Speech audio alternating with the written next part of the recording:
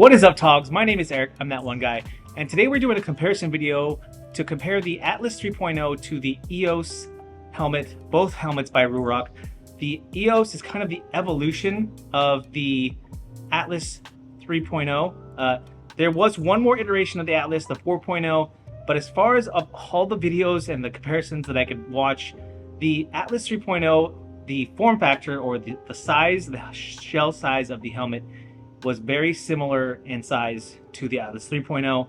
The EOS is a similar design to the Atlas helmet, and we're just going to go through the subtle differences. But one of the big differences that I was kind of just crossing my fingers and hoping that it was the case for the EOS helmet is that the opening for the head, for your head to go through, was larger than it was for the Atlas. And thank goodness, after doing enough research to just kind of pull the trigger on the EOS helmet, this is so much easier to take on and off because, as you can see here, side by side, this opening, even though because my pads are worn because this helmet's a few years old now, once these pads get worn in, you'll just see here that from one opening to the other, there's so much more space here in front.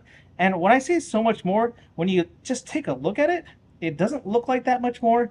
But trust me when I tell you, when you take this helmet off, you can avoid having to try and push it. So if this is my helmet taking it off, just pushing it straight off your head, and it takes two hands at a time. You got to have one hand free. And for a guy that wears glasses, that has to take his glasses off, and all of that extra effort is not so hard when you have this large of opening. So what I'm saying is, when I take this helmet off, if this is my helmet on my head, I can just lift it off that way without any problems. And before, when I try to take off the Atlas helmet, like I said, you have to pull it straight up off your head. Otherwise, your chin gets caught here, and it's just a very difficult thing to do. It's uncomfortable. If you own an Atlas 3.0 or maybe a 4.0, you know that struggle. So let's take a look at some of the few other subtle differences between the EOS and the Atlas. As you can see, as you take a look at it from here, from the top view, the Atlas 3.0 was prior to having a vent that was easily opened and shut. I believe the switch on the Atlas 4.0 went side to side. It was a switch that way that would open up this vent here. This all looked the same on the Atlas, and you have all these vents. These are not actual vents. These are more for looks because this doesn't actually pass any air through.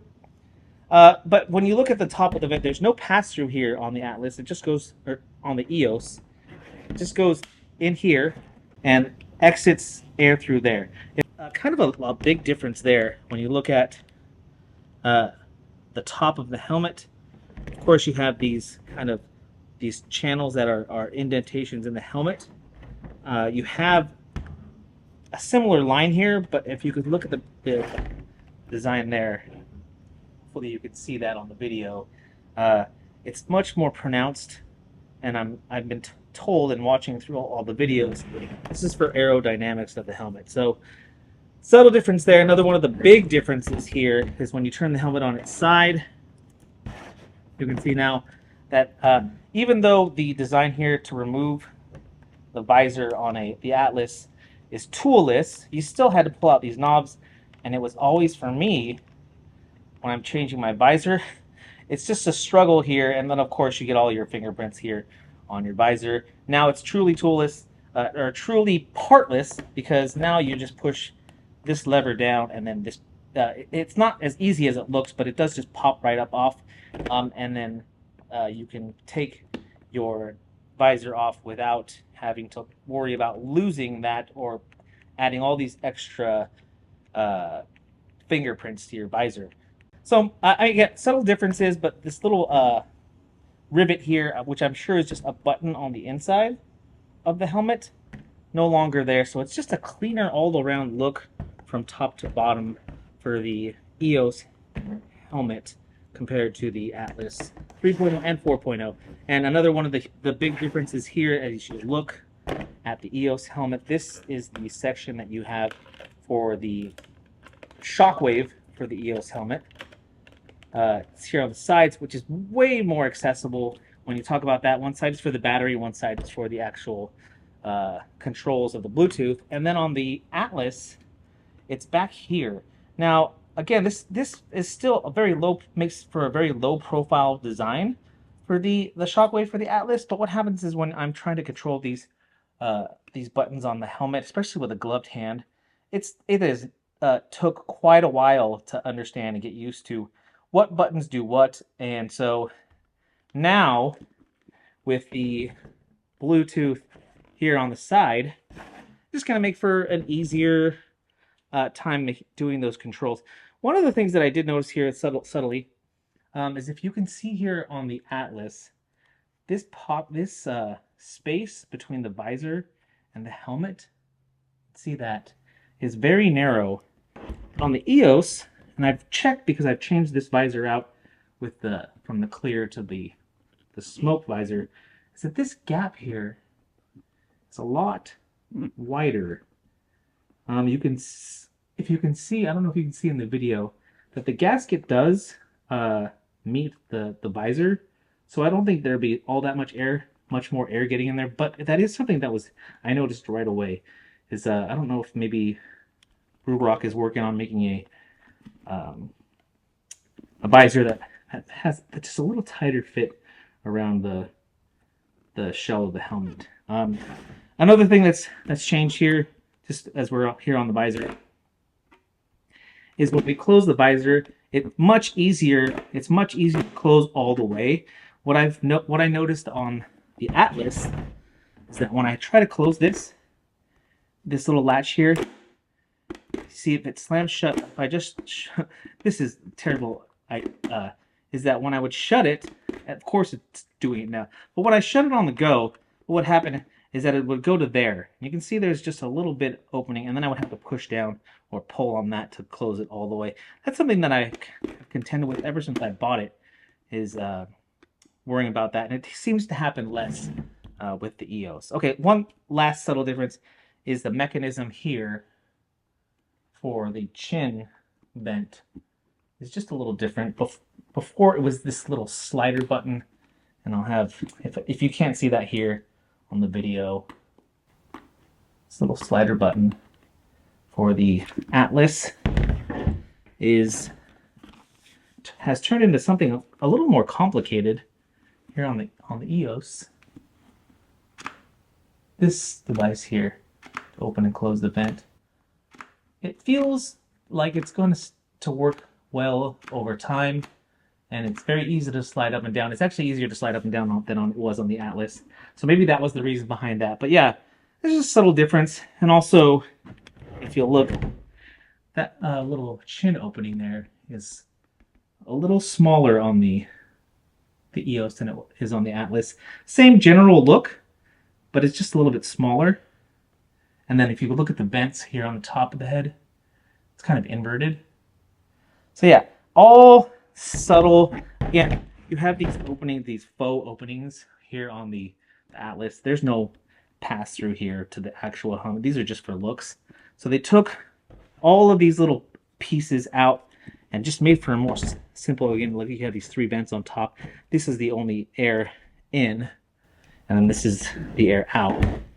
This top vent, as you can see, I mean, there's little holes in here, but there's not really any air that's going to get through there. And they turned it into just more simple.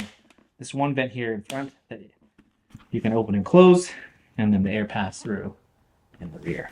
So again, if you had an Atlas 3.0 or earlier, you still had to contend with having the little rubber plugs to close these top vents on the top of your helmet, which to me is just like it's one of those things where Atlas Ruroc was continuing to put helmets out, even though they were kind of in the process of R&D and refining their helmets.